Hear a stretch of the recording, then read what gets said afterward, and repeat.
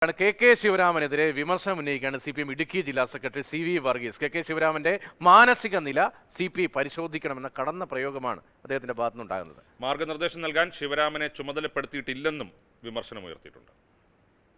മണിയാശ നടത്തിയ പരാമർശത്തെ ഒറ്റതിരിച്ച് കാണേണ്ടതില്ല. ഏത് സാഹചര്യത്തിലും അദ്ദേഹം ആത്മഹത്യ ചെയ്യാനിടയായ അതിൻ്റെ സാഹചര്യം എന്താണെന്ന് പറയാനാണ് പറഞ്ഞത്.